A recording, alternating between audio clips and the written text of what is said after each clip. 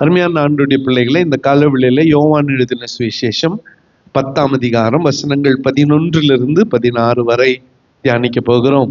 மறுபடியுமாக ஏற்கனவே தொடர்ந்து சில நாட்களாக, வாரங்களாக நாம பழைய ஏற்பாட்டின் தீர்க்க தரிசனமும் புதிய ஏற்பாட்டின் நிறைவேறுதலும் என்கின்ற தலைப்பில கர்த்தருடைய வார்த்தையை தியானித்து கொண்டு வருகிறோம். அதனுடைய தொடர்ச்சியாக இந்த நாளிலும் கூட ஒரு வேத பகுதியை நாம் தியானிக்க போகிறோம். அது யோவான் எழுதின சுவிசேஷம் 10ஆம் அதிகாரம் 11ஆம் வசனத்திலிருந்து 16ஆம் வசனம் வரை இருக்கிறது. இது ஆண்டவராகிய இயேசு கிறிஸ்து தாம் தம்முடைய வாயை திறந்து சொன்ன அவருடைய சொந்த வார்த்தைகள். ஹல்லேலூயா, ஒரு அல்லேலூயா சொல்லுங்க. அவரே சொன்ன வார்த்தைகள். செய்தி 2 வகையாக இருக்கிறது. ஒன்னு சொல்லி அனுப்புறது, நம்ம தானே, என்னது சொல்லி அனுப்புறது. இன்னொன்னு தானே போயிட்டு சொல்றது. சொல்லி அனுப்புறது எப்பவுமே டேஞ்சர். என்ன சொல்லுங்க, எல்லாம் பிஸி ஆயிட்டீங்க. ஓகே, சொல்லி அனுப்புறது எப்பவுமே டேஞ்சர். அதுல மிஸ்கம்யூனிகேஷன், தவறான தொடர்பு, செய்தி பரவிடும். பெஸ்ட் எது தெரியுமா? நேரா சொல்லிடுறது. ஒரு அல்லேலூயா சொல்லுங்க. எது சிறந்தது? எது சிறந்தது? நேரா சொல்லிடுறது, டைரக்டா சொல்லிடுறது. அதுல கொஞ்சம் பிரச்சனைங்க இருக்குது, இருந்தாலும் பரவாயில்ல. என்ன பண்ணிடணும்? நேரா சொல்லிடணும். இப்போ இயேசுநாதர் ஆண்டவர் பழைய ஏற்பாட்டுல தீர்க்க தரிசிகளை பயன்படுத்தி சொல்லி இருக்கிறார். மோசையை பயன்படுத்தி ஒரு புத்தகமே எழுதி கொடுத்திருக்கிறார். நியாயப்பிரமாணத்தையே கொடுத்திருக்கிறார். எஸ்ரா நெகேமியா போன்றவர்கள் கூட அதை மறுபடியுமாக ரினியூ பண்ணி கொடுத்திருக்கிறார்கள். தீர்க்க தரிசிகளை ஆண்டவர் பயன்படுத்தி இருக்கிறார். அற்புதம் செய்யற தீர்க்க தரிசிகளை ஒரு பக்கம், கடிதம் நிருபங்களை எழுதின தீர்க்க தரிசிகள் மறுபக்கம் என்று ஒரு பெரிய வழிமுறையை ஆண்டவர் வைத்திருக்கிறார். உதாரணத்துக்கு ஏசாயா தொடங்கி மல்கியா வரையில எழுதி வைக்கப்பட்ட தீர்க்க தரிசனங்கள். ராஜாக்களிலும் நாளாகமத்திலும் சாமுவேலின் புத்தகங்களிலும் வாசிக்கும் பொழுது சாமுவேல் தீர்க்கதரிசி தொடங்கி எலியா, எலிசா போன்றவர்கள் எல்லாம் அற்புதங்களை நடப்பித்து மனிதர்களை வழிகாட்டின. அவர்கள் வாயிலால் சொல்லப்பட்ட வார்த்தைகள். இப்படி தீர்க்கதரிசிகளின் மூலமாக நமக்கு செய்தி சொல்லப்பட்டிருக்கிறது. ஆனா இயேசு தாம் சொந்த வாயால் அவரே சொன்ன வார்த்தைகள் இந்த காலவெளியில நாம் தியானிக்கிறோம். ஹல்லேலூயா, ஒரு அல்லேலூயா சொல்லுங்க. ஏசாயா வாழ்க்கையில நாம கடந்த வாரத்துல கூட தியானிச்சோம். அவன் எப்படி இயேசுநாதரை அவருடைய பிறப்பை அறிவித்தான் என்று சொல்லி நாம தியானிச்சோம். அவருடைய பிறப்பையும் அறிவிச்சான். அவர் என்ன மரணத்தினால் அவர் கடந்து போகிறார், தேவனை மகிமைப்படுத்த போகிறார் என்று ஏசாயா 53ஆம் அதிகாரத்துல சில வாரங்களுக்கு முன்பதாக தியானித்தோம். ஆனால் இன்றைக்கு ஒரு அற்புதமான வேத பகுதி இது. இயேசுநாதர் அவரே சொன்ன வார்த்தை. அதுலயும் ஒரு மனுஷன் மரணம் அடைவதற்கு முன்பதாக சொல்ற வார்த்தைகள் ரொம்ப முக்கியம். ஆமென் சொல்லுங்க. மரிக்கிறதுக்கு முன்னால சொல்ற வார்த்தைகள் ரொம்ப முக்கியம். லாஸ்டா சொல்ற வார்த்தை ரொம்ப விசேஷம், ரொம்ப முக்கியம், மிக மிக முக்கியமானது. அப்போ அந்த வார்த்தைகளை மிக முக்கியமாக நாமும் எடுத்துக்கொள்ள வேண்டும். இயேசுநாதர் தம்முடைய சீஷரை பார்த்து சொல்லுகிறார். முதல் வசனத்துல, மெய்யாகவே மெய்யாகவே நான் உங்களுக்கு சொல்லுகிறேன். ஸ்டார்டிங்க முதல் வசனத்துல எப்படி சொல்றானா, அவரு மெய்யாகவே, அவர் சும்மா சொன்னாவே அது மெய். இயேசுநாதர் நம்ம சும்மா சுத்தி விடுவோம். நம்ம நிறையா நம்ம தானே நிறைய நம்ம சுத்தி விடுவோம். ஆனா ஒரு சும்மா சொன்னாவே அது உண்மை. ரெண்டாவது மெய்யாகவே சொல்றாரு, அது உண்மை, உண்மையிலும் உண்மை. மூன்றாவது ஒன்று சொல்றாரு, மெய்யாகவே மெய்யாகவே நான் உங்களுக்கு சொல்லுகிறேன். பிறகு அது மிக மிக உண்மை, மிக மிக சத்தியம். அது என்ன? 11ஆம் வசனத்துல, நானே நல்ல மேய்ப்பன். 11ஆம் வசனத்துல நானே நல்ல மேய்ப்பன். நல்ல மேய்ப்பன் ஆடுகளுக்காக தன் ஜீவனை கொடுக்கிறான். நானே நல்ல மேய்ப்பன். 11ஆம் வசனத்துல I am the good shepherd. The good shepherd gives his life for the sheep. நல்ல மேய்ப்பன் ஆடுகளுக்காக தன் ஜீவனை கொடுக்கிறான். நல்ல மேய்ப்பனுக்கான அடையாளம் இது. நாம ஒரு வீட்டுக்குள்ள போனா அந்த வீட்டுக்கு சொந்தக்காரர் யாரு, கெஸ்ட்டுங்க யாருன்னு ஈஸியா கண்டுபிடிச்சிடலாம், சுலபமா கண்டுபிடிச்சிடலாம். அந்த வீட்டுக்கு சும்மா கெஸ்டா வந்துக்கிறவங்க யாரு, அந்த வீட்டுக்கு சொந்தக்காரர் யாருன்னு நம்ம ஈஸியா கண்டுபிடிச்சிடலாம். நம்முடைய பொருளை பயபக்தியாய் கையாள்வோம். ஆமா தானே? நம்ம பொருளை எப்படி கையாள்வோம்? பயபக்தியா. இன்னொரு வீட்டுக்கு போய்க்கிறேன்னு நினைச்சுங்களேன், டீ குடிச்சிட்டு அப்படியே அப்படி போடுறது, அது நம்ம வீட்டு பொருளாண்டா பயபக்தியா எத்தனை போய் பத்திரப்படுத்திடுவோம். அதுல இருந்தே தெரியும் அந்த பொருளுக்கு ஓனரு யாருன்னு. அது நியாயம்தான். ஏன்னா அது அவங்களுக்கு சும்மா கிடைக்கல, அது அவங்க கஷ்டப்பட்டு வாங்கி இருக்கிறாங்க, அதுக்காக செலவு பண்ணி இருக்காங்க, அதுக்காக உழைச்சிருக்கிறாங்க. அதனால அதனுடைய கஷ்டம் அவங்களுக்கு தெரியும். இப்போ கூலிக்கு வேலை செய்கிறவனுக்கும் சொந்தமாய் ஆடுகளை மேய்க்கிற மேய்ப்பனுக்கும் வித்தியாசம் இருக்கிறது. கூலிக்கு மேய்க்கிற மேய்ப்பன் எப்படிப்பட்டவன்? 11ஆம் வசனத்துல மேய்ப்பனாயிராதவனும் ஆடுகள் தனக்கு சொந்தமல்லாதவனுமான கூலியால் ஓனாய் வருகிறதை கண்டு ஆடுகளை விட்டு ஓடி போகிறான். அப்பொழுது ஓனாய் ஆடுகளை பீறி அவைகளை சிதறடிக்கும். கூலிக்கு மாரடிக்கிறவன், கூலிக்கு வேலை செய்கிறவன் ஓனாய் வரும் பொழுது ஆடு என்னானாலும் பரவாயில்ல, நான் தப்பிச்சா போதும் என்று ஓடி விடுவான். 12ஆம் வசனத்துல இயேசுநாதரே இதை சொல்லுகிறார். 13ஆம் வசனத்துக்கு வரும் பொழுது கூலியால் கூலிக்காக வேலை செய்கிறவனாகையால் ஓடி போகிறான். ஆடுகளை குறித்து அவனா இல்ல, காவல இல்ல, கணக்கு கொடுத்துடலாம். எப்படி சொல்லுங்க? கணக்கு கொடுத்துடலாம். எப்படி கணக்கு கொடுக்கறது? ஆடு வந்துச்சு, இது ஓனாய் வந்துச்சு, 2 ஆடை புடிச்சுன்னு போயிடுச்சு. எவ்வளோ ட்ரை பண்ண காப்பாத்துறதுக்கு முடியல. ஓனாய் வந்ததுனால 10 ஆடு காட்டு பக்கமா ஓடி போச்சு. ஓனாய் பிடிச்சது என்னமோ 1 ஆடு தான், 12 ஆடு கணக்கு குத்துடலாம்.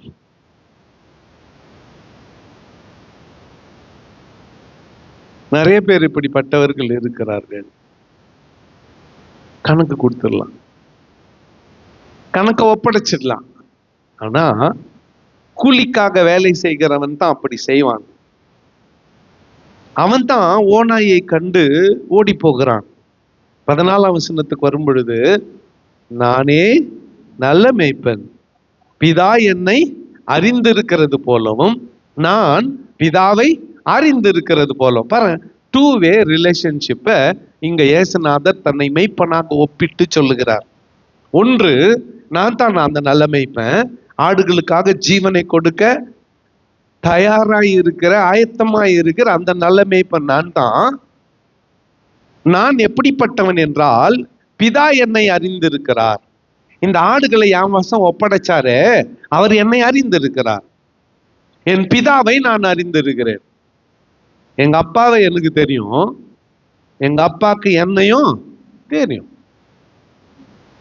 பாருங்க, நான் பிதா என்னை அறிந்திருக்கிறது போலவும் நான் பிதாவை அறிந்திருக்கிறது போலவும். 15ஆம் வசனத்துல நான் என்னுடையவைகளை அறிந்தும் என்னுடையவைகளால் அறியப்பட்டும் இருக்கிறேன், ஆடுகளுக்காக என் ஜீவனையும் கொடுக்கிறேன். 2வது, என்னுடையவைகள். பிதா கதை முடிஞ்சிச்சு.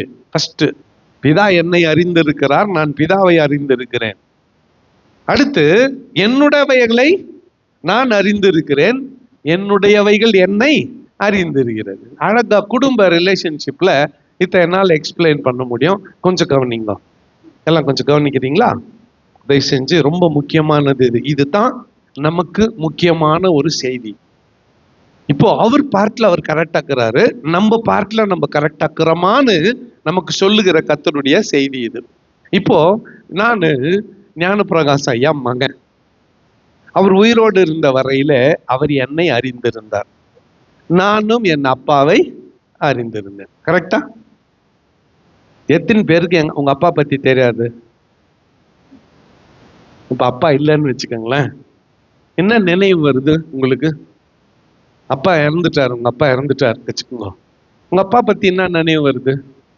ஃபர்ஸ்ட் யூனிஃபார்ம் போட்டு ஸ்கூல் கூட்டின்னு போய் விட்டதுல இருந்து, பெண்ணா இருந்தா உன்னை பூச்சி உன் புருஷன் கையில குத்தது முதற்கொண்டு எல்லாம் ஞாபகத்துக்கு வருது வரிசையா. இல்ல இருந்தா கூட பரவாயில்ல. அதே மாதிரி ஒரு தகப்பனுக்கு பிள்ளைங்க பேர்னா ஞாபகம் வருது. என்ன ஞாபகம் வருது? ஹாஸ்பிட்டல்ல பிறந்து முத தூக்கின நாள் முதற்கொண்டு இன்று வரை ஞாபகம் வருது. இல்ல 1 பெத்திருந்தாலும் 8 பெத்திருந்தாலும் எல்லாம். வெறும் ஒரே ஒரு பிள்ளை பெத்தா மட்டும் இல்ல, எத்தனை பிள்ளைகளை பெற்றோமோ அத்தனை பிள்ளைகளை குறித்தும் பெற்றோர் அறிந்திருக்கிறோம். ஆமா தானே? ஒத்துக்கிறீங்களா? சரி. இப்போ எனக்கு ஒரு வயசு வந்ததும் எனக்கு கல்யாணம் பண்ணி வச்சாரு எங்க அப்பா. இப்ப நான் எங்க அப்பாவை அறிந்திருந்தேன், அவர் என்னை அறிந்திருந்தார். இது ஒரு உறவு. இன்னொன்று, எனக்கு ஒண்ணு நான் தெரிஞ்சுக்கிட்டேன். சரிதானா? அவள் என்னை அறிந்திருக்கிறாள், நான் அவளை அறிந்திருக்கிறேன். இந்த இதுல நான் எங்க அப்பாவை அறிந்திருக்கிறேன், எங்க அப்பா என்னை அறிந்திருக்கிறார். ஒண்ணு, எனக்குரியதை நான் அறிந்திருக்கிறேன், எனக்குரியது என்னை அறிந்திருக்கிறது. இன்னொன்னு, இந்த ஏசுநாதருக்கு பாவம் என்ன இல்ல, மனவாட்டி இல்ல, வெறும் என்கேஜ்மெண்ட் ஆகிக்குது. அது யாருன்னா சொல்லுங்க, நம்மெல்லாம் தான். அவர் அறிந்திருக்கிறார். எப்படி? இவளை மீட்டெடுக்க வேண்டும் என்று, இவளை கரையமாய் வாங்கி கொள்ள வேண்டும் என்று, இந்த சபையை கரையமாக விலை கொடுத்து வாங்கி கொள்ள வேண்டும் என்று தம்முடைய சொந்த ரத்தத்தை சிந்தி வாங்கி கொண்டார். அவர் அறிந்திருக்கிறார். நீ அவரை அறிய வேண்டிய விதத்தில் அறிந்திருக்கிறாயா? உனக்கு அவர் எப்படின்னு தெரியுமா? அவர் இன்னார்னு உனக்கு தெரியுமா? அவருடைய அன்பு எப்படிப்பட்டதுன்னு உனக்கு தெரியுமா? நான் என்னுடையவைகளால் அறிந்தும், நான் என்னுடையவைகளை அறிந்தும், அதுல அவர் கரெக்டாக்குறார். அந்த வேலையை, உன்னையும் என்னையும் மீட்டெடுக்க செய்ய வேண்டிய வேலையை செஞ்சு முடிச்சிட்டாரு சிலுவையில. அவர் கரெக்டாக்குறாரு. இப்போ ஒரு கேள்வி, அடுத்த கேள்வி வருகிறது. என்னுடையவைகளால் அறியப்பட்டும் இருக்கிறேன். அவருடையவைகள்னு சொல்லிக்கிறவங்க, நீங்க அவரை அறிந்திருக்கிறீர்களா? அல்லது நாம் அவரை அறிந்திருக்கிறோமா? அவருடைய அன்பு எப்படிப்பட்டது? அவருடைய இரக்கம் எப்படிப்பட்டது? அவருடைய காருண்யம் எப்படிப்பட்டது? அவருடைய கிருபை எப்படிப்பட்டது? அவருடைய தயவு எப்படிப்பட்டது? அவர் எப்படி நம்ம மேல பரிதாபப்பட்டு நம்மை சேர்த்து கொண்டார்? தம்முடைய அன்பினாலே எப்படி நம்மை மூடிவிட்டார்?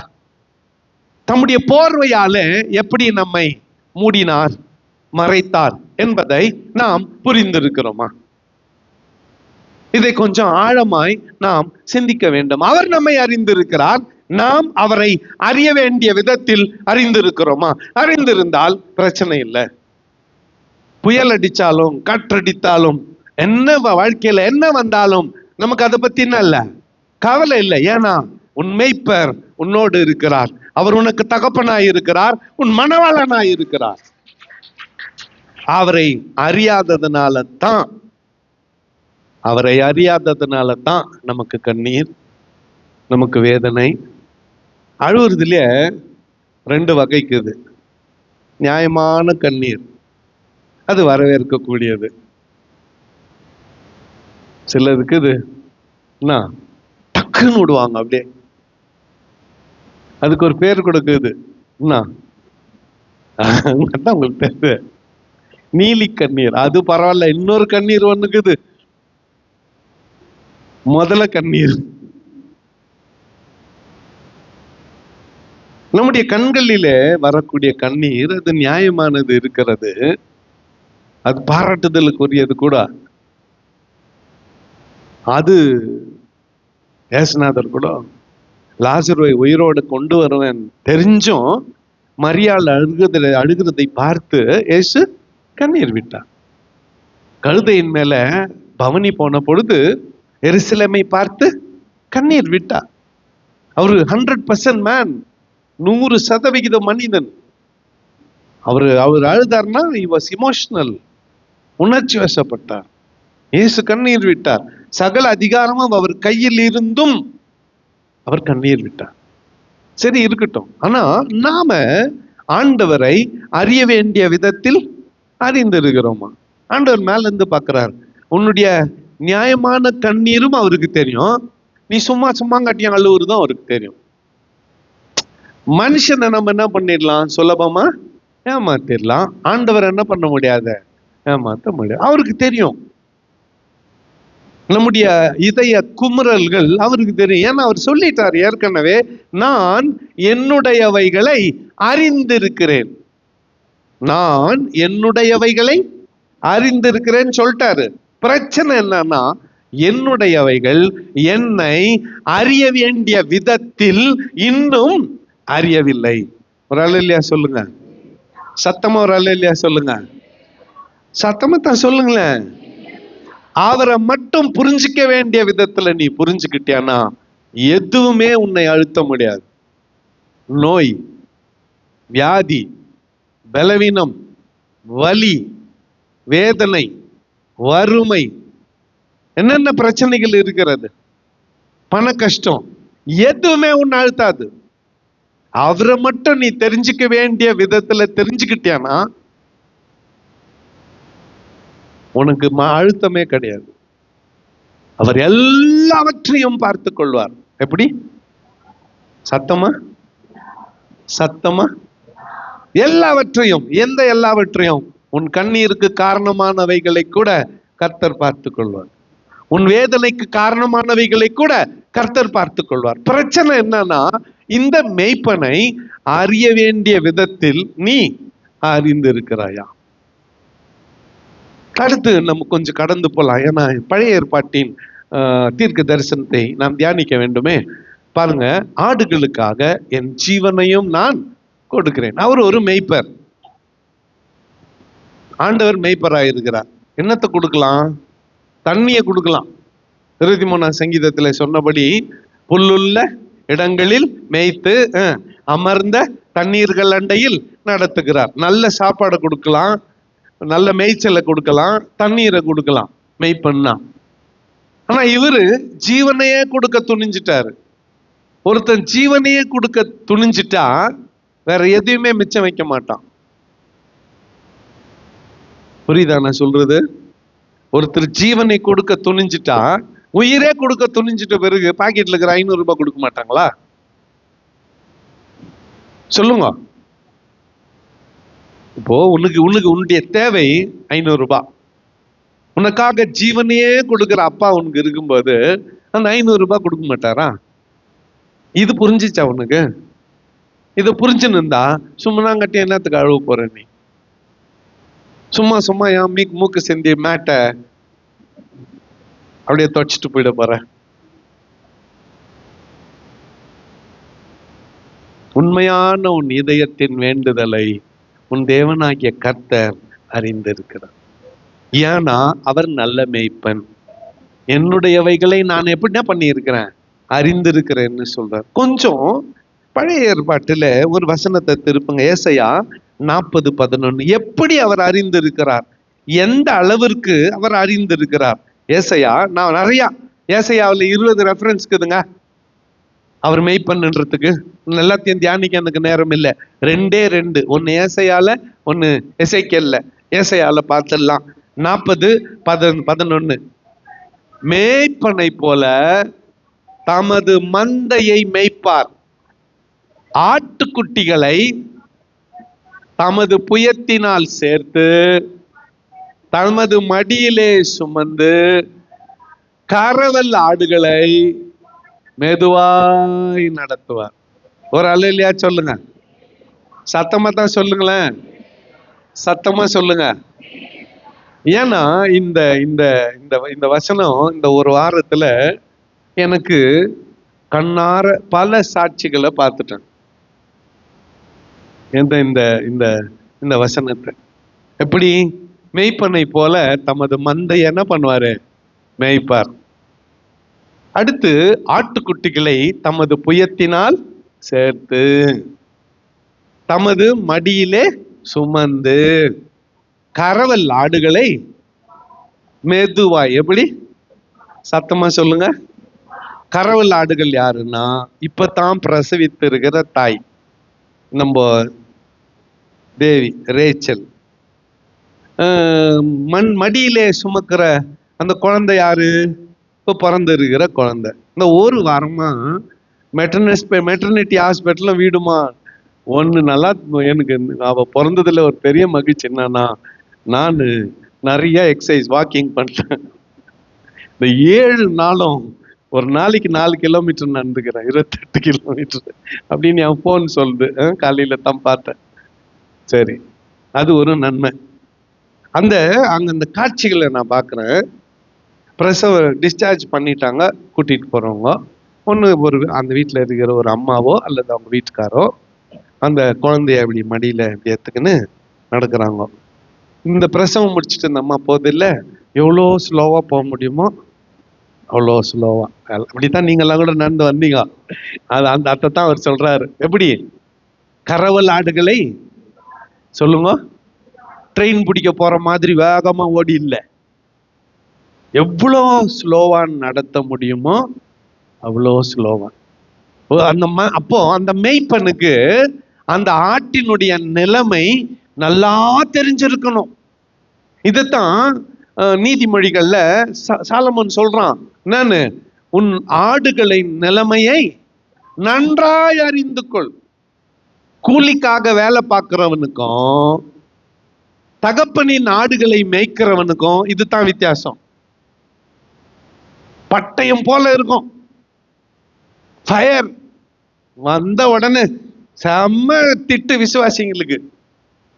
பிரசங்கத்தை கேட்ட உடனே நம்மலாம் யாரோ ஒருத்தர் பிரசங்கம் பண்றாங்கன்னு வச்சுக்கோங்களேன், கேட்கறப்பவே நமக்கு தெரியும் இவர் பாஸ்டரா இல்ல சிறப்பு செய்தியாளரானு, கெஸ்ட் ஸ்பீக்கரானு. பிரசங்கத்தை வச்சே கண்டுபிடிச்சிடலாம். கெஸ்ட் ஸ்பீக்கர்னா பட்டயத்தை நல்லா தீட்டி நல்லா ஓங்கி வெட்டுன்னு வெட்டிட்டு போவார். அவருக்கு என்ன கவலை? அவருக்கு ஒரு கவலையும் இல்லை.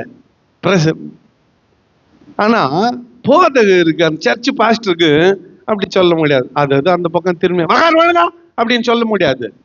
சொன்னா கோச்சுக்கும். கெஸ்ட் நல்லா சொல்லுவார். நம்ம செத்துட்டார் யாரு? யேசுதாஸ் ஐயா வெளிநாட்டுக்கு போனப்போ இங்க செய்தி கொடுக்க கூப்பிட்டேன்ல, போடு முக்காடு போடாத உட்காந்து போடு முக்காடு போடு. இத்தனை நான் சொல்ல முடியுமா? டீ கூட கொடுக்காது கல்லை செல்வி. நெக்ஸ்ட் டைம் இப்போ நான் சொல்ல முடியாது. நான் மெதுவாத்தான் முக்காடு போட்டிருந்தா கொஞ்சம் நல்லா இருக்கும், அப்படித்தான் மேய்ப்பன் சொல்ல முடியும். புரியுதா? ஏன்னா மேய்ப்பனுக்கு எது மேல கவலை? ஆடுகள் மேல கவலை. மேய்ப்பன் அல்லாதவன் ஆடுகளை பத்தி என்ன இல்ல கவலை இல்லை. ரொம்ப ஸ்ட்ரிக்ட் ஆபீசர் யாரு? மெய்ப்பன் அல்லாதவன். ஆனா பெற்றெடுத்த மெய்ப்பனுக்கு தான் ஒவ்வொரு ஆட்டினுடைய நிலைமையும் தெரியும். இந்த ஆடு எப்படிப்பட்டது, இது வலது பக்கம் இழுக்குமா இடது பக்கம் இழுக்குமா, முன்னால ஓடுமா பின்னால ஓடுமா, இது என்ன பண்ணும், அத்தனை யாருக்கு தெரியும்? மேய்ப்பன். எல்லாத்தையும் வச்சு பராமரிக்கணும். அதை வச்சுனே யார் மேய்ப்பன் என்று கண்டுபிடித்து விடலாம். இந்த மேய்ப்பன் எப்படிப்பட்டவ? இந்த ஆட்டுக்குட்டுகளை தம்முடைய மடியிலே சுமந்து. இன்னைக்கு நிறைய பாரு, சாம் பாரு, பிக்கி வெயிட்டா இருந்தா கூட அதை பத்தி சாமுக்கு என்ன இல்லை கவலை இல்லை, இல்ல அவங்க அம்மாக்கு கவலை இல்லை. அன்னைக்கு 2 பேரும் வராங்க. அவனை தூக்கின்னு பவி பாவம் நடக்க முடியாத நந்தவர் ஹாஸ்பிட்டல்ல நின்று பார்த்துன்னு, ஏமா அவனை கீழே இறக்கிட்டு கையத்தான் பிடிச்சின்னு வாயேன். நான் எனக்கு பெரியப்பா இருக்கட்டும், ஆனா அவளுக்கு பரவாயில்ல, அந்த வெயிட் ஒன்றும் எனக்கு என்ன இல்லை, வெயிட்டா தெரியல. ஏன்னா நான் பெத்த புள்ள, புரியுதா? இந்த மாதிரி கரவல் அந்த ஆடுகளை, ஆட்டுக்குட்டிகளை எதுல சுமக்கிறாராம்? மடியிலே சுமக்கிறார், புரியுதா? ஆனா இந்த ஆடு அந்த கையை ஒதிரி தள்ளிட்டு ஓடத்தான் பாக்குது. அது அதுக்குது. ரெண்டாவது அது என்ன பண்ணுச்சு தெரியுமா? அவங்க அப்பா போய் கையை பிடிச்சுன்னு வந்துச்சா, எங்களை பார்த்த உடனே கையை ஒதிரிட்டு ஒரே ஓட்டம். நடந்ததை சொல்றேன் நான். இந்த ஆட்டுக்கு எப்பவுமே மேய்ப்பனின் அப்பா கையை விட்டுட்டு ஓடணும்னு ஆசை. ஆனா பெண் பிள்ளைங்களே ஆபத்து காத்துனுக்குது. இந்த பெற்றோர் என்ற அந்த அந்த மூடலை விட்டு ஓடுறதுக்கு ட்ரை பண்ணாது. நாங்களா கை பிடிச்சி கொடுப்போம். ரொம்ப நாளைக்கு உங்களை கூட என்ன பண்ண மாட்டோம், வச்சுக்க மாட்டோம். அந்த டேட் வந்ததும் எக்ஸ்பெண்ட் பண்ணிடுவோம் உங்களை. we will spend. Okay Akshaya, சீக்கிரம் இல்லை, அந்த நாள் வரும்போது உன்னை என்ன பண்ணிடுவோம், செலவு பண்ணிடுவோம். கை பிடிச்சி ஒருத்தங்கிட்ட பாதுகாப்பா குத்துருவோம். ஓட பார்க்க கூடாது. என்ன மறிக்கிறீங்க எல்லாரும்? அதான் அதான் சொல்றாரு அவரு, தமது மடியிலே சுமந்து, பெற்றோர் மடியிலே சுமந்து. இந்த 1000 பேர் வந்திருப்பாங்க இந்த இந்த ஒரு வாரத்துல அந்த அந்த ஹாஸ்பிட்டலுக்கு. எல்லாம் அந்த தோல் மேல போட்டுன்னு மடியில அப்படியே பத்திரமா கூட்டினு வந்து. அப்பதான் யோசிக்கிறேன் நான், இப்படித்தான் இல்லை எல்லா பிள்ளைங்களையும் அவங்க பெற்றோர் இப்படித்தான் வளர்த்துருப்பாங்கல்ல ஆரம்பத்துல. ஒரு 18-20 ஆன பிறகு உனக்கு என்ன தெரியும்? ஃபர்ஸ்ட் வார்த்தை அந்த ஃபர்ஸ்ட் பியூசி போய் காலேஜ், அன்னைக்கு அது ஃபர்ஸ்ட் பியூசி அப்படி போய் அட்டண்டன்ஸ் போட்டு வீட்டுக்கு வந்ததும் உனக்கு என்ன தெரியும்? உனக்கு இன்னைக்கு என்ன தெரியுதோ அது 25 வருஷத்துக்கு முன்னாலேயே அவங்களுக்கு தெரியும், புரியுதா? ஆனா என்ன பண்றது, இப்பதான் நீ தெரிஞ்சுங்கிற. நம்மளும் தெரிஞ்சுக்கணும், தெரியாத மாதிரி சொல்லு அப்படின்னு கேட்டுக்கிறோம். ஏன்னா உன்னை என்ன பண்ண விரும்பல, உன் ஆர்வத்தை நாங்க அழுத்தி போட விரும்பல. அதனால ஏற்கனவே தெரிஞ்ச செய்தியா இருந்தா கூட உன் மூலமா கேட்கறதுக்கு சரி சொல்லு அப்படின்னு கேட்டுக்கிறோம். அருமையான ஆண்டுடைய பிள்ளைகள், ஆண்டவர் இப்படித்தான் ஒரு தகப்பன் ஒரு குழந்தைய தன் தோளின் மேல சுமக்கிறது போல தமது மடியிலே சுமந்து, பாருங்க அந்த வார்த்தை ஏசாயாவுல, தமது மடியிலே சுமந்து. அடுத்து கரவல் ஆடுகளை எப்படி நடத்துவார்? மெதுவாய் நடத்துவார். இதை நான் படிக்கிறப்ப தியானிக்கிறப்போ எனக்கு யாக்கோபு தான் ஞாபகம். இது ஆடுன்னு ஒண்ணு, தாவீது ஞாபகம் வரணும், நெக்ஸ்ட் யாக்கோபு ஞாபகம் வரணும். தாவீது அடுத்த ரெஃபரன்ஸ்ல வந்துருச்சு, இங்க யாக்கோபு ஞாபகத்துக்கு வரான். போனா அண்ணனுக்கு பயந்து லாபான் வீட்டுக்கு போனா 20 வருஷம் ஆச்சு. 1க்கு 4 கல்யாணம் பண்ணான், 11 பிள்ளைங்களை பெற்றுட்டான். ஒரு பெண் பிள்ளை.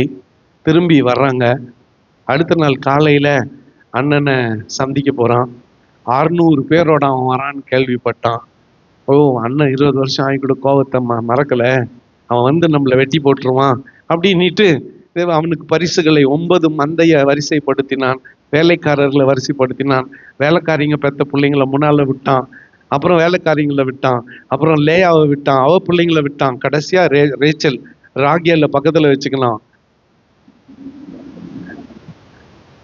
அப்படி அண்ணன் கோபமா வந்து முன்னால இருக்கிறவங்கள வெட்டினா இவ்வளவு கூட்டுன்னு இப்படி ஓடிடலான்ட்டு ஆண்டவர் மேல இருந்து பார்த்தாரு, டேய் இந்த மாதிரி வேலையா பண்ற, அவ கதையை சீக்கிரம் முடிக்கிறேன்டா, அவ உன் கூட இருக்கிற வெள்ளம், நீ என்ன கூட பார்க்க போறது இல்லைன்ட்டு அந்த பிள்ளை பிரசவிக்கும் போது தெருவிலே ரோட்டோரத்துல மறித்து போனார் ரேச்சல். சரி விடுங்க, அது கிட்டும். ஆனா அந்த 2 பேரும் சந்தித்து கொள்ளும் பொழுது ஏசா சொல்றான், வந்துரு நம்ம அப்பா வீட்டுக்கு போயிடலாம், 2 பேரும் சேர்ந்து நல்லா இருக்கலாம்.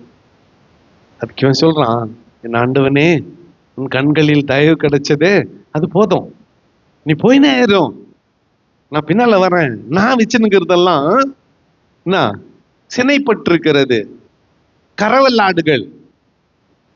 எப்படி கறவல் ஆடுகள் சினைப்பட்டிருக்கிறது. நான் ஒரு நாள் வேகமா ஓட்டினா கூட என் மந்தை மாண்டு போகும். ஒரே ஒரு நாள் வேகமா ஓட்டினா கூட மந்தை மாண்டு போகும். ஆகவே நீ போ, பின்னாலேயே நான் வரேன்னு அவன் அனுப்புனான். அப்ப அவன் சொன்ன வார்த்தை, என் ஆடுகள் சினைப்பட்டிருக்கிறது, கறவல் ஆடுகள், அவைகளை நான் மெதுவாய் நடத்த வேண்டும். எடுத்துட்டீங்களா? படிங்க.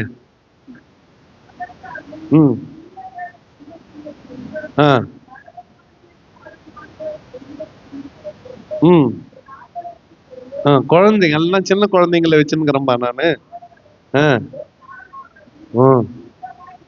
ஒரு நாள் துரிதமாய் ஓட்டினால் மந்தையெல்லாம் மாண்டு போகும். ஆகவே நீ எதுல வந்துக்கிற? குதிரையில வந்துக்கிற, கழுத மேல வந்துக்கிற, ஒட்டகத்து மேல வந்துக்கிற.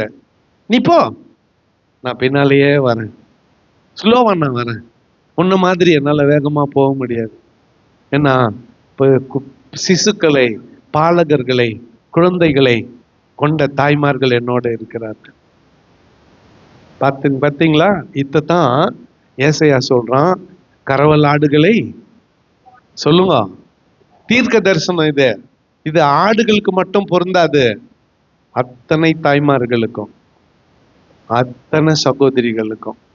அவர் எப்படி உன்னை நடத்துவார் சொல்லுங்க? எப்படி நடத்துவார்? மெதுவாய் நடத்துவார், மெதுவாய் நடத்துவார். அவசரப்பட்டு நடத்த மாட்டார். ஓட்டம் பிடிக்க நினைக்காத. Slow down, cool down. கொஞ்சம் கூல் டவுன் ஆகும், கொஞ்சம் ஸ்லோ டவுன் ஆகும். இல்லைன்னா அவரே டவுன் பண்ணுவார். ரொம்ப ஓடனேன்னா ஒரு ஜுரம், ஒரு 3 நாள் டோட்டல் ரெஸ்ட். டாக்டரே சொல்லுவார் 10 நேரம் ஓய்வு எடுக்க வேண்டும் சொல்லி அனுப்பிடுவாங்க. கறவல் ஆடுகளை அவர் எப்படி நடத்துவாரு? மெதுவாய் நடத்துவார். சரி, கொஞ்சம் தாவீதை பத்தி யோசிக்கலாமே. எசேக்கியேல்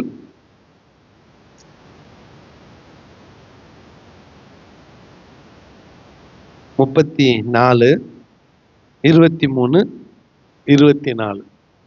எசேக்கியேல் 34. அவர்களை மேய்க்கும்படி என் தாசனாகிய தாவீது என்னும் ஒரே மெய்ப்பனை நான் அவர்கள் மேல் விசாரிப்பாய் இருக்க ஏற்படுத்துவேன். இவர் அவர்களை மேய்த்து இவரே அவர்களுக்கு மெய்ப்பனாயிருப்பார். 24ஆம் வசனம் எல்லாம் சேர்ந்து வாசிக்கலாம்.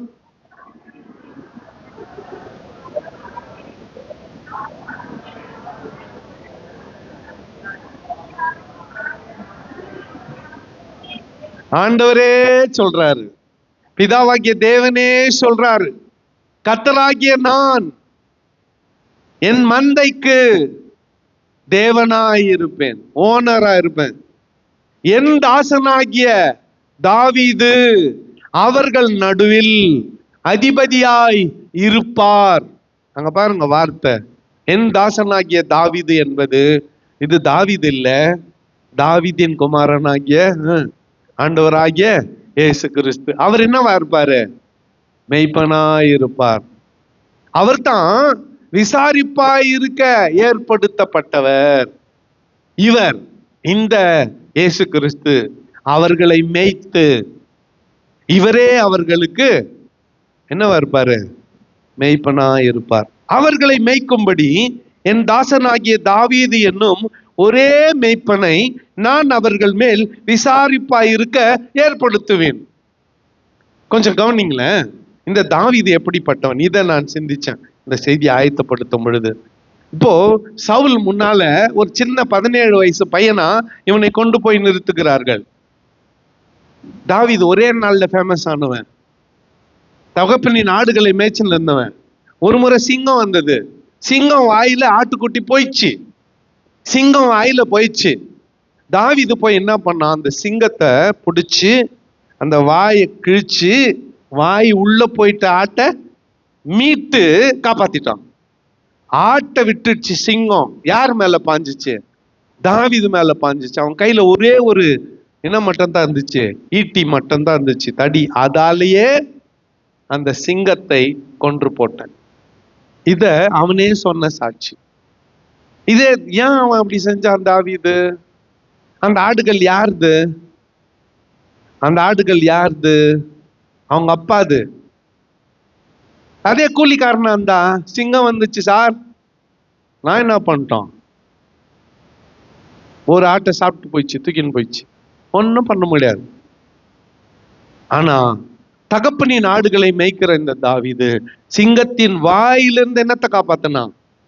ஆட்டை காப்பாத்தினான். அதைத்தான் ஆண்டவர் சொல்றாரு, உன்னை கூட கெர்ஜிக்கிற சிங்கம் போல எவனை விழுங்கலாமோ என்று பிசாசானவன் சொல்லுங்க சுற்றி திரிகிறான். அவன் வாயிலே நீ போயிட்டு இருந்தா கூட சரி, கவலையா படாதீங்க, உனக்குன்னு ஒரு தாவீது இருக்கிறார். ஒரு ஆள் இல்லையா சொல்லுங்க. உன்னை எவ்வளவு தான் சொல்லி உங்களை அவள் தான் சிங்கம் முழுங்கிடும் போயிடுச்சு போங்க அப்படின்னு சொன்னா ஒத்துக்குவீங்க போல இருக்குது. சிங்கத்தின் வாயில போயிட்டா கூட உன்னை அந்த சிங்கத்திலிருந்து காப்பாற்றி கொண்டு வருகிற தாவீது உனக்காக இருக்கிறார். இப்ப இந்த 2 பேர் உதாரணத்துல பாருங்களேன், உனக்கு ஆபத்து வரும் பொழுது தாவீதா இருக்கிறவர் காப்பாற்றுவார். உன்னை அவசரமா நடத்தவே மாட்டார், உன்னை துரிதப்படுத்தவே மாட்டார். கரவட ஆடுகளை மெதுவாய் நடத்துகிற நல்ல மேய்ப்பன் உனக்கு உண்டு. இவர் தான் இயேசுநாதர் சொன்னாரு. நானே இவரை குறித்து கிட்டத்தட்ட 50க்கும் அதிகமான குறிப்புகள் பழைய ஏற்பாட்டுல இயேசு மெய்ப்பனாய் இருப்பார்னு 50க்கும் அதிகமான குறிப்புகள் பழைய ஏற்பாட்டுல இருக்கு. ஏசாயாவுல, எரேமியாவுல, எசேக்கியேல்ல, குறிப்பா சின்ன தீர்க்க தரிசன புத்தகங்கள் 7 இடத்துலன்னு 50க்கும் அதிகமான இடத்துல இயேசுநாதர் நல்ல மேய்ப்பனாய் இருப்பார் அப்படின்னு தீர்க்க தரிசனம் உரைக்கப்பட்டிருக்கிறது. அதனாலதான் இயேசுநாதர் தம்மை பல பெயர் சொல்லி அவரை அழைத்திருந்தாலும் ரொம்ப ஃபேமஸ் ஆனது எது? நானே நல்ல மேய்ப்பன். இத படம் வரைஞ்சு உலகத்துக்கு தெரியப்படுத்த நினைச்சாங்க. என்ன பண்ணாங்கோ, இயேசுநாதரை ஒரு மெய்ப்பனா சித்தரிச்சாங்க. சித்தரிச்சு இந்த இயேசுநாதரை வச்சு சில படங்க வந்துச்சு. சினிமா இல்ல, போஸ்டர்ஸ் வந்துச்சு. அதுல ஒண்ணு என்ன தெரியுமா, அவர்கிட்ட ஒரு இப்படி ஒரு கோல், மெய்ப்பண்ணின் கோல் இருக்கும். அங்க போனா 2 பாறைக்கு மத்தியில முள் புதர்ல ஒரு ஆட்டுக்குட்டி மாட்டின்னு இருக்கும். இவர் என்ன பண்ணிருக்குவாரு, இங்க அந்த இதுல மாட்டின்னு இப்படி பிடிச்சுன்னு இந்த ஆட்டை இப்படி காப்பாத்துற மாதிரி ஒரு போஸ்டர். பார்த்தது இல்லையா? நீங்க பார்த்துருக்க மாட்டீங்க. விஜய் இப்படி நின்னுந்தா பார்த்துருப்பீங்க. இப்ப ஏன் பார்க்க போறீங்க? இன்னொன்னு, ஒரு ஆட்டுக்குட்டியை தூக்கி தோல் மேல போட்டுக்குன்னு இயேசுநாதர் வர மாதிரி ஒரு காட்சி. அன்னைக்கு சுவிசேஷம்னா என்னன்னு உலகத்துக்கு தெரியாத நாட்கள்ல ஒரு ஆட்டை தூக்கி தோல் மேல வச்சுக்கின்னு இயேசுநாதரை காமிச்சு சுவிசேஷத்தை இந்த உலகத்துக்கு சொன்னாங்க. இயேசுநாதர் கிறிஸ்தவம்னா இல்லான்னு தெரியாத நாட்கள்ல இப்படிதான் இயேசுநாதரை இந்த உலகத்துக்கு அறிமுகப்படுத்தினாங்க. இந்த மனசுல வச்சுக்கின்னு நிறைய பேர் என்ன பண்ணிட்டாங்க, சினிமால காமிச்சு சீஃப் மினிஸ்டர் ஆயிட்டாங்க. எம்ஜிஆர் கூட மழை பெஞ்சுன்னு இருக்கும், அப்படியே ஜனங்களெல்லாம் மழையிலேருந்து காப்பாற்றி கூட்டின்னு வர. தோல் மேல என்ன இருக்கும்? ஒரு ஆடு இருக்கும். நான் இன்டென்ஷனலா சொல்றேன். ஏன்? மக்களுக்கு தன்னை இரட்சகனாய் காட்டணுன்றதுக்காக. ஆனா உண்மையான இரட்சகர் யாரு? அவர் ஆட்டை எங்க சுமக்கிறாராம்? சத்தமா தோளின் மேல. மோசே எழுதுனான், ஒரு தகப்பன் தன் பிள்ளையை தோளின் மேல சுமந்து வந்தது போல இந்த நாள் வரைக்கும் உங்கள் தேவனாகிய கர்த்தர் உங்களை என்ன பண்ணாரு? சுமந்து கொண்டு வந்தார். அவர் தான் உன்னை சுமந்துன்னு வந்தார். அவர் தான் இந்த காலை வெளியில உன்னை சுமந்து வந்து இங்க உட்கார வச்சுக்கிறாரு. இன்னும் அவர் சுமக்க தயாராகி இருக்கிறார். Is willing to carry you. உன்னை சுமக்க அவர் தயாராகி இருக்கிறார். ஏன்னா அவர் யாரு? நல்ல மேய்ப்பன். அவருடைய அடையாளமே என்ன? ஆடுகளை தோளின் மேல சுமக்கிறது. அவரே சொன்னார், நானே நல்ல மேய். இப்போ யோவான்ல வாசித்த அந்த கடைசி 16ஆம் வசனம்னு நினைக்கிறேன், அதை வாசித்து நிறைவு செய்யலாம். யோவான் 10:16. இதுல நம்ம பங்கு இருக்கிறது. தொழுவத்தில் உள்ளவைகள் அல்லாமல் வேற ஆடுகளும் எனக்கு உண்டு. அவைகளையும் நான் கொண்டு வர வேண்டும். அப்பொழுது அவைகளும் என் சத்தத்துக்கு செவி கொடுக்கும். அப்பொழுது ஒரே மந்தையும் ஒரே மெய்ப்பனுமாகும். தொழுவத்தில் இல்லாத ஆடுகள் எது எது? பக்கத்துல பாருங்க, இடம்லாம் காலியாக்குது. வழக்கமா நீங்க தான் சீட்டு ரிசர்வ் பண்ணி வச்சுக்கிறீங்களே, நீங்க இங்கதான் உக்காருவீங்க, வேற எங்கும் உட்கார மாட்டீங்க. லேட்டா வந்தாலும் சரி, ஃபர்ஸ்ட்ல வந்தாலும் சரி, உங்க சீட் அது. அங்க யாருன்னா வந்திருந்தா தள்ளிட்டு கிளீனா உக்காந்துருவீங்க. ஏன்னா அது என்ன, அது உங்க ரிசர்வ்டு சீட் இருக்கட்டும், அப்படிதான் கிட்டோமே. ஆனா பக்கத்துல காலியாக்குதே, பக்கத்து சேர் காலியாக்குதே, அந்த பக்கத்து சீட் யாருதுன்னு பாருங்க. ஏன் அவங்க வரல? இப்பெல்லாம் லெஃப்ட் சைட்ல சேர்ல காலியாவே இருக்குது, ஏன் வரல? பக்கத்து சேர், பக்கத்து சீட் ஏன் காலியாக்குது? தொழுவத்தில் இல்லாத வேற ஆடுகளும் எனக்கு உண்டு, அவைகளையும் நான் கொண்டு வர வேண்டும். அப்பொழுது ஒரே மந்தையும், சொல்லுங்க, வீட்டுக்கு போய் படிங்க, எசேக்கியேல் 37ல அங்க ஒரே மெய்ப்பனுமாகும் என்ற வார்த்தை இருக்கிறது. இப்பவே படிச்சுட்டுங்களா எல்லாம்? ஏன்னா இப்பதானே முடிச்சோம். ஒரே மந்தையும் ஒரே மெய்ப்பனுமாகும்.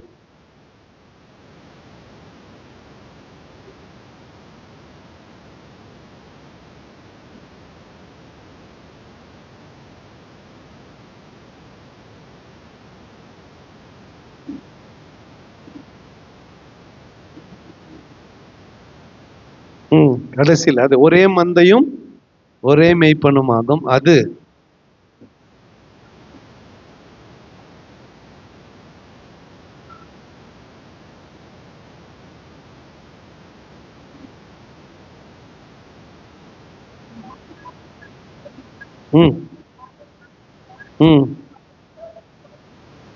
Very good. 24ஆம் வசனம், 37, 24.